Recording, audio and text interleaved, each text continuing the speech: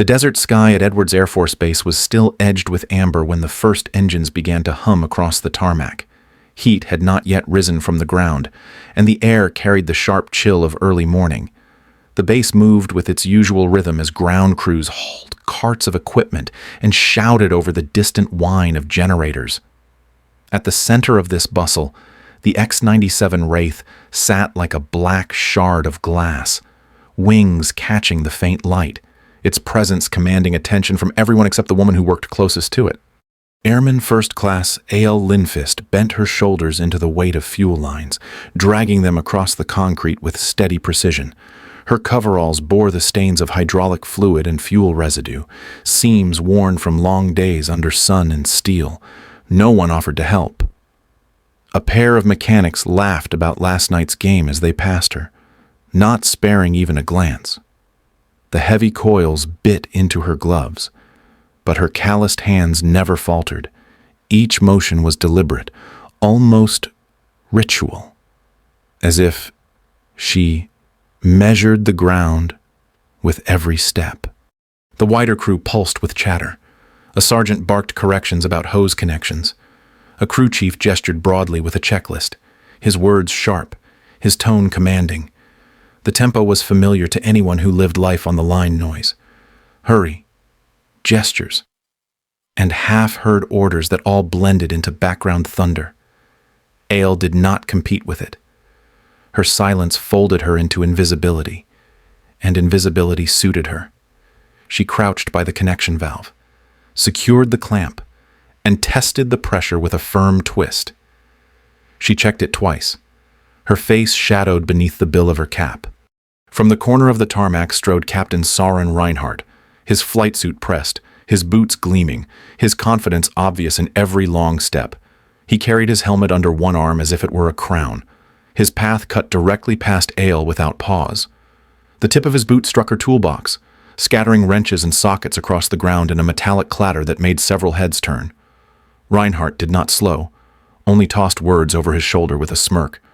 He called out, "Watch it! Grease, monkey," before returning to his stride toward the operations tent. Ale said nothing. She lowered herself to the ground, collecting each tool with quiet patience. The clinking metal drew no more than a few annoyed glances from others, already returning to their own tasks. One socket rolled farther across the concrete, stopping beneath the nose shadow of the Wraith. She retrieved it, brushed the dust away, and placed it back into the box, closing the lid with careful hands. The desert sun had begun to climb, painting the Wraith's surface with a shifting gleam. Ale lifted her cap slightly as she looked up, her gaze locking on the jet with a focus that had nothing of casual admiration. Her eyes tracked its lines as if reading something hidden beneath the skin of the aircraft, as though the machine itself whispered truths that no one else on the tarmac cared to hear. The midday sun pressed down on Edwards with the kind of weight that baked everything into stillness. Most of the ground crews had retreated into the mess hall, their voices spilling through the open doors in bursts of laughter and complaint. Folding tables rattled under trays and cutlery, while pilots traded stories loud enough for everyone to hear. Away from that noise, near the edge of a maintenance shed, Ale Lindfist sat alone on a low bench with her lunch unopened beside her. Her tablet balanced easily in her hands, its screen angled to avoid glare. What scrolled across it was not recreational reading. The schematic showed the X-97's neural interface core, layered with diagnostic overlays she should not have been able to access. She moved between diagrams with her finger, pausing to annotate with a stylus in quick, precise marks. Some were simple numbers, others grease pencil symbols from her own shorthand. She leaned closer to compare two waveform graphs, lips pressed in concentration, oblivious to the noise of the base around her. A shadow crossed the bench. Lieutenant Zephyr Kincaid stood over her, his lunch tray balanced loosely in one hand. His tall frame blocked the sun, his expression curious rather than hostile. "That's some heavy reading for a break," he said, voice even, but edged with curiosity. Ale did not startle. She tapped the screen, shifting it to what looked like routine maintenance logs. Her tone stayed calm, just brushing up on basic protocols. Kincaid lowered himself onto the bench, setting his tray down with a dull clatter. Basic protocols don't usually include neural interface waveforms, not unless the tech section suddenly changed their clearance levels. He forked into his food without waiting for an answer, but his eyes stayed on her. Ale looked back to the screen, scrolling through what now appeared to be fuel line schematics. "I like to be useful." Her voice carried quiet authority, even though she kept it soft. He studied her for a moment, then leaned forward slightly. "Useful. You're everywhere. I've seen you hauling lines, checking avionics, even tinkering with computer systems. Most people specialize. You seem to do everyone's job." She adjusted the strap of her worn coveralls, the frayed patch at her shoulder catching the sunlight. "Work needs doing. I don't mind." Kincaid set his fork down, the silence stretching between them as the noise of the mess carried faintly across the yard. "Funny thing," he said finally. "When I run security checks, your name comes up more often than anyone else's. Always in the background, always working." Ale met his gaze briefly, her eyes steady but unreadable. "Just doing my job. Lieutenant?" She rose, closing the tablet with deliberate care and slipping it beneath her arm. "Break is over." He watched her walk away, the calm precision of her stride matching the quiet authority in her words. When she was gone, Kincaid opened his own tablet, typed a short note, and saved it under a private file. His frown lingered as the noise from the mess hall rolled on, oblivious. The desert light had shifted from gold to white by the time the black convoy rolled through the gates of Edwards.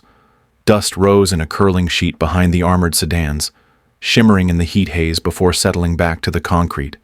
Inside the operations center, word of their arrival moved faster than the vehicles themselves. Screens flickered with final system checks, officers tightened their collars, and the buzz of nervous preparation thickened the air like static. Colonel Thaddeus Blackwood stood at the center console, his frame ramrod straight despite the long hours already behind him. His deep voice carried above the hum of electronics as he leaned toward Captain Soren Reinhardt. He reminded the younger man that the program's entire future rested on today's flight. If the Wraith stumbled, even for a second, appropriations would dry up and the project would collapse under the weight of Washington politics. Reinhardt offered his trademark grin, his voice dripping with unshakable bravado.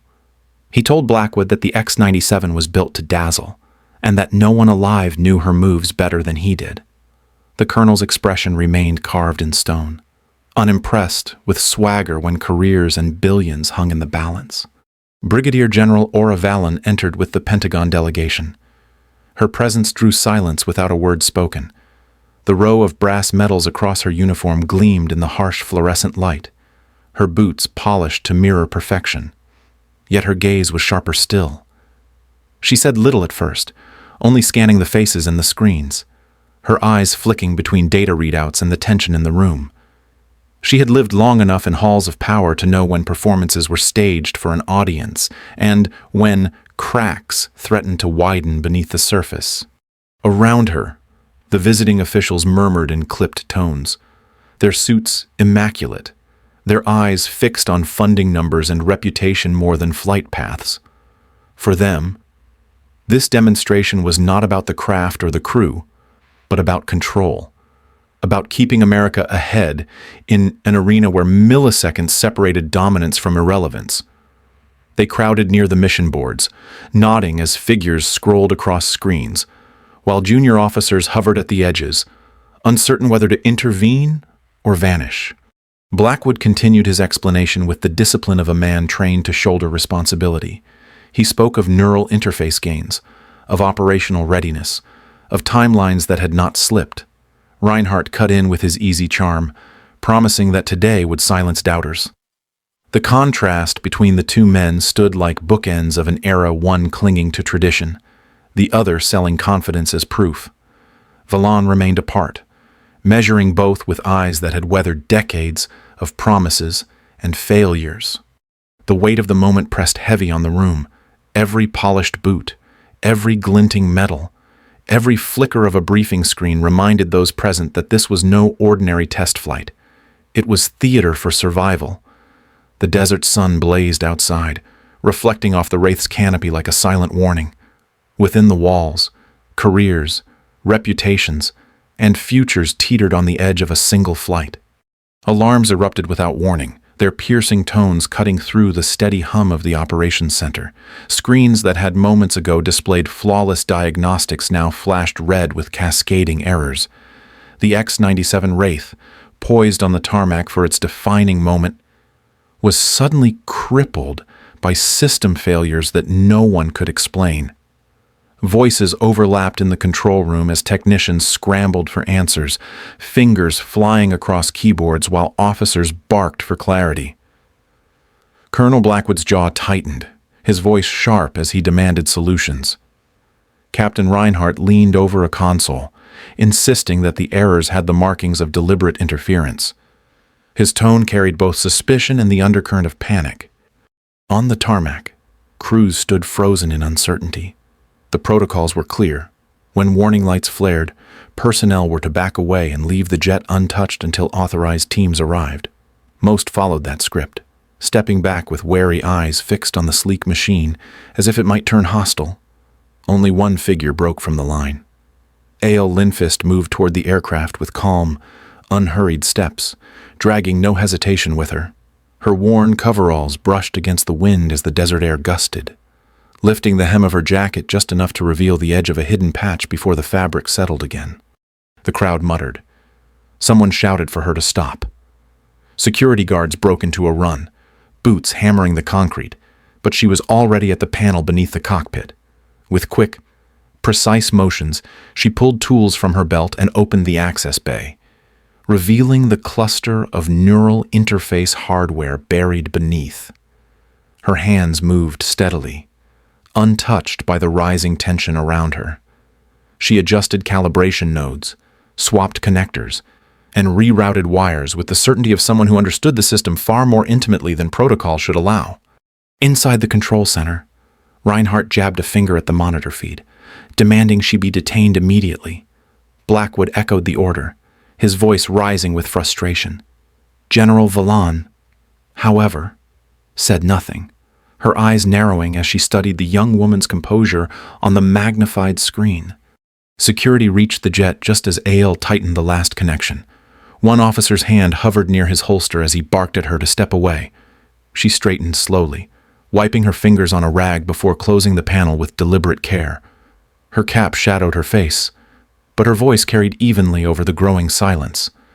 She announced that the calibration was complete, that the neural interface would now function properly. Confusion rippled across the assembled personnel. Technicians cross-checked data, their voices cracking with disbelief as errors vanished from the screens one by one. The crowd stared at the woman in coveralls who had defied protocol and, with calm precision, accomplished what no one else had dared attempt. Suspicion lingered in every gaze, but so did something sharper.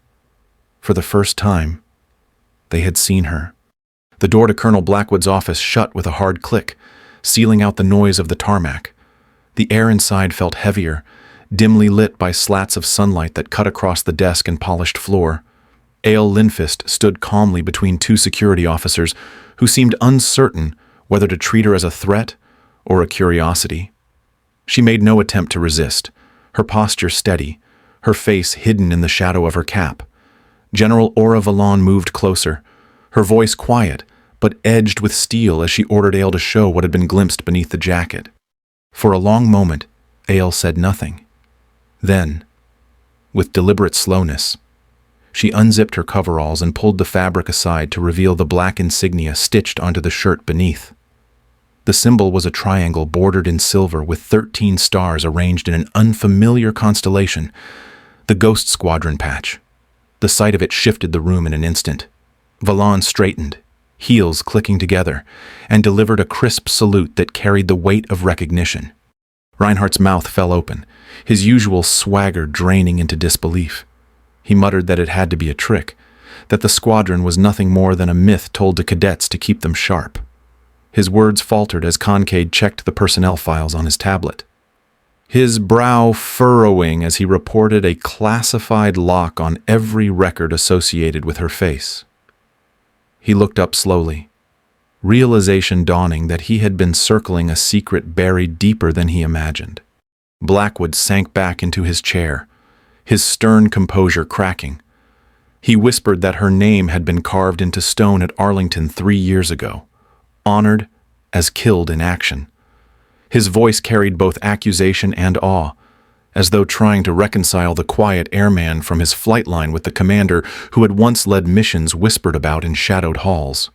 Aile lifted her chin at last, her voice no longer the subdued murmur of an overlooked crew member. It carried the steady cadence of authority. She confirmed she was Lieutenant Commander Aile Linfist, Medal of Honor recipient and former commander of Ghost Squadron. She explained that her death had been necessary to continue work under deep cover, to protect projects like the X-97 from infiltration. She had chosen invisibility because the only way to catch a saboteur skilled at hiding was to vanish herself. Silence settled across the office as her words hung in the air. Reinhardt stared at her with something closer to respect than arrogance, while Concade's expression sharpened with both unease and admiration. Blackwood's hands tightened on the desk, as if gripping reality itself. Valen remained at attention, her salute now lowered but her gaze unwavering, acknowledging the return of a ghost the institution had tried to bury. The truth stood in plain sight, undeniable. The invisible worker was the very legend they had declared gone, a reminder that erasure cannot hold against reality forever.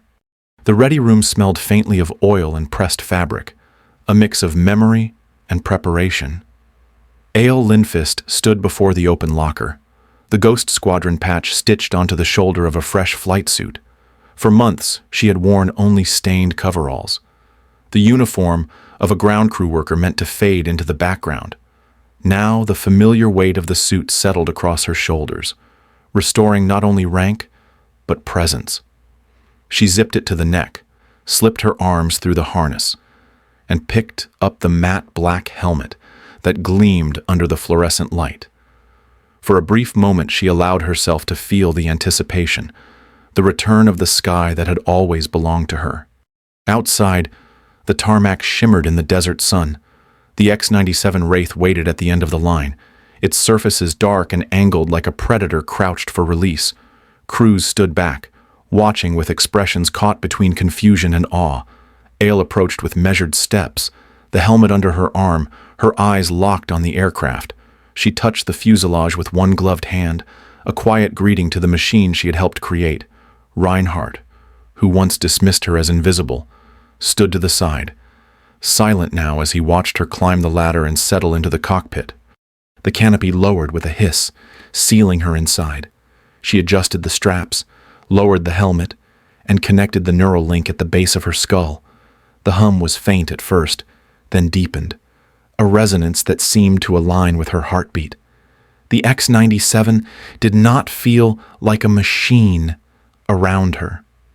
It felt like an extension of her body, responding to thought as much as to motion.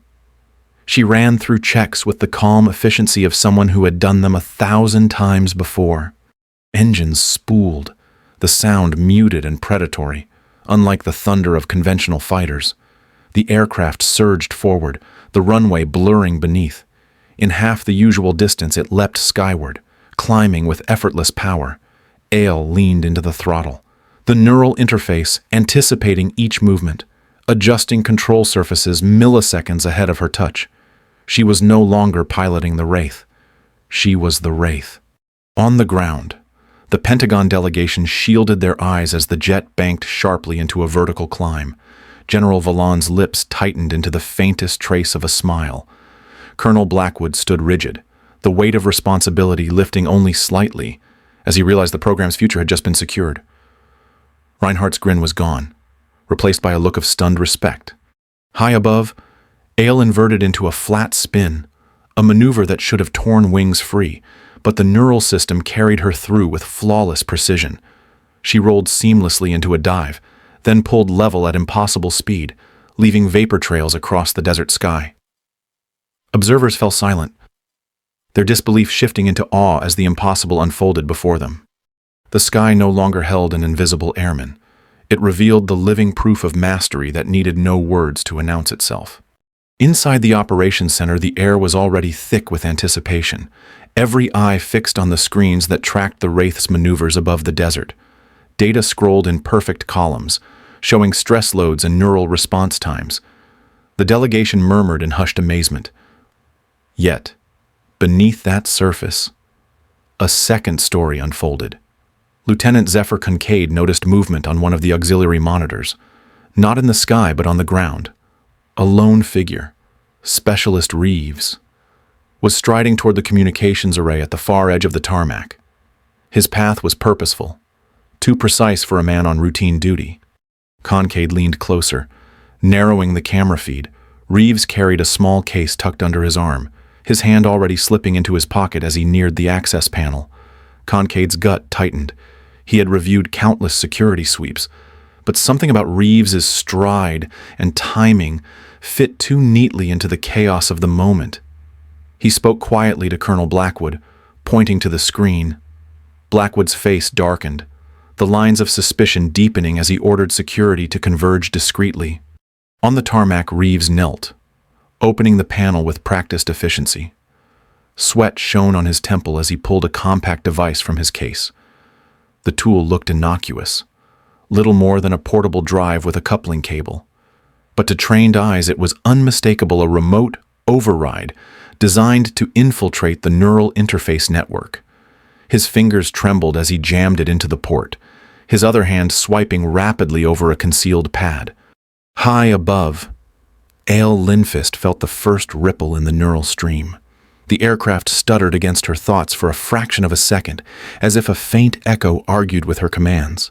She tightened her focus, steady hands on the throttle, mind pressed harder against the link. The interference registered as static, then faded to background noise as she asserted control. Her breathing never changed, but inside she understood immediately. Someone was reaching for the system.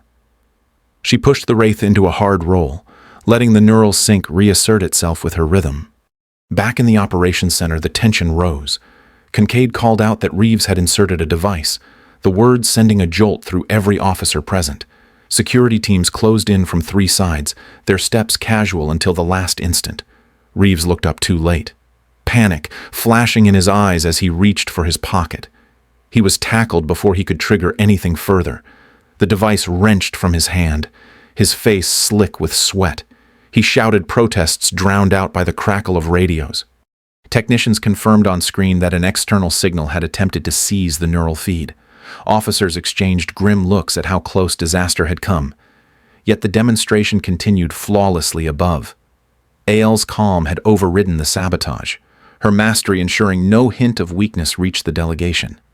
The truth was undeniable.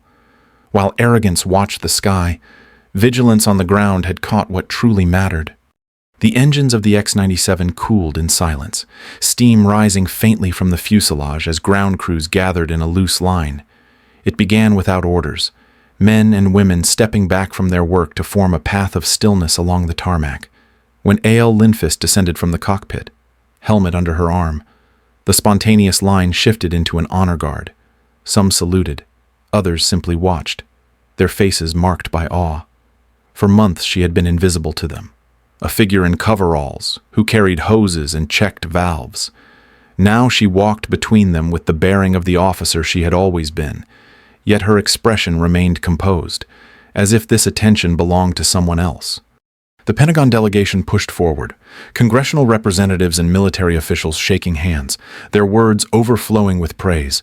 They declared the demonstration extraordinary, a turning point in aerial warfare. One of the senior officials announced that the program's funding was secured in full. Colonel Blackwood's shoulders eased for the first time in days, the lines of worry finally softening. Captain Reinhardt offered a stiff nod, his earlier arrogance replaced with respect, though he struggled to meet her eyes for long. General Aura Valan stepped closer, her voice low and deliberate. She told Aile that reinstatement was waiting, that the nation wanted its hero back, not hidden in shadows. Public honor, ceremonies, medals restored. Her name cleared from Arlington Stone. Ale listened, eyes steady, then reached into her pocket. She drew out the Ghost Squadron patch, folding it carefully in her hands. Her thumb traced the edge of the silver border before she placed it back into her palm and closed her fist. She told Valon that her work had always been most effective when unseen, that the shadows gave her reach where no spotlight could. Valon studied her in silence, then gave a small nod of understanding. Recognition was an offer, not a command. As the celebration swelled across the base, with officers congratulating one another and crews trading excited voices, Ale slipped away. She changed back into simple coveralls, cap pulled low to hide her features. The uniform stripped away ceremony and turned her once again into another worker among many. She walked through the same gates she had passed countless times before, unnoticed. Just another figure ending a long shift. A nondescript sedan waited at the edge of the road, its engine idling softly. She climbed inside without a word, placing the folded patch on the seat beside her. The vehicle pulled away, headlights cutting through the desert dusk. Behind her, applause still echoed faintly across the tarmac. Ahead, the horizon stretched wide and silent, swallowing her silhouette as if she had never been there at all. The base would remember the flight. The officials would remember the spectacle. But Ale's choice ensured her story would fade once more into silence. True service, she believed, often belonged not in records or ceremonies, but in the unseen work that kept them all standing.